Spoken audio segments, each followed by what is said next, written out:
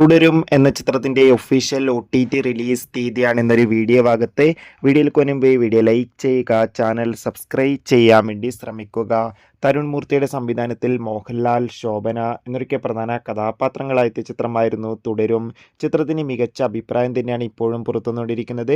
അതുകൊണ്ട് തന്നെ ഏവരുമേറെ ആകാംക്ഷയോടെ തുടരും എന്ന ചിത്രത്തിന്റെ OTT റിലീസിനായി ഏറെ ആകാംക്ഷയോടെ കാത്തിരിക്കുകയായിരുന്നു. ഫൈനലി ചിത്രത്തിന്റെ OTT അവകാശങ്ങളൊക്കെ വിറ്റുപോയിരിക്കുകയാണ്. തുടരും എന്ന ചിത്രത്തിന്റെ OTT അവകാശങ്ങളൊക്കെ ജിയോ ഹോട്ട്സ്റ്റാർ എന്ന OTT പ്ലാറ്റ്ഫോമാണ് സ്വന്തമാക്കിയിട്ടുള്ളത്.